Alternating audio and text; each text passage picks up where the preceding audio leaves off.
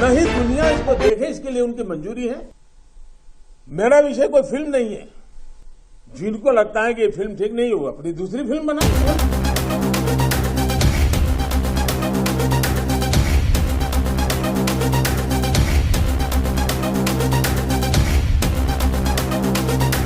हमारे देश का दुर्भाग्य है जी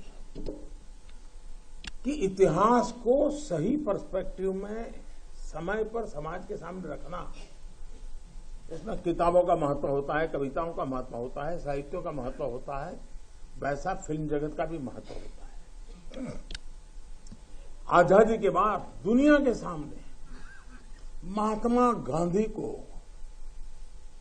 सचमुच में सारी दुनिया मार्टिन लूथर किंग की बात करता है, सारी दुनिया नेल्सन मंडेला की बात करता है, लेकिन दुनिया गांधी की चर्चा बहुत कम करता है।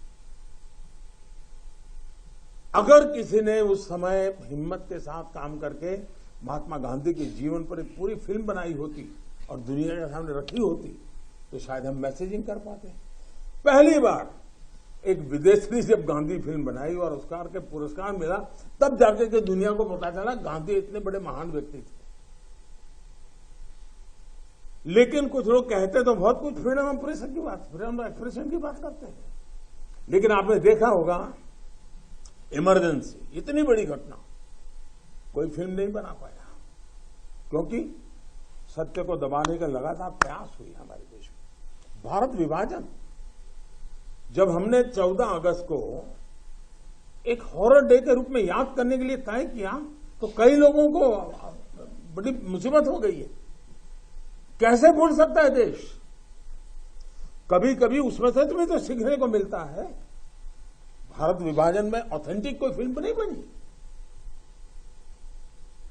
और इसलिए इन दिनों आपने देखा होगा कश्मीर फाइल फिल्म की चर्चा चल रही है।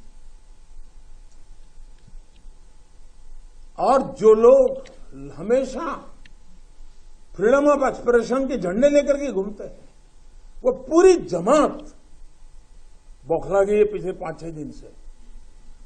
और ये फिल्म का तथ्यों के आधार पर, आर्ट के आधार पर उसकी विवेचना करने के बजाय उसको डिस्क्रेडिट करने के लिए एक बड़ा मुहिम चला है। आपने देखा होगा एक पूरी इकोसिस्टम, कोई सत्य उजागर करने का साहस करे, उसको जो सत्य लगा उसने प्रस्तुत करने की कोशिश की, लेकिन उस सत्य को न समझने की तैयारी, न स्वीकारने की तैयारी है, न ही दुनिया इसको देखे, इसके लिए उनकी मंजूरी है।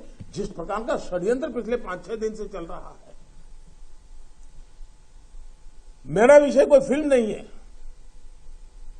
मेरा विषय है कि जो सत्य है उसको सही स्वरूप में देश के सामने लाना देश की भलाई के लिए होता है। उसके कई पहलू हो सकते हैं।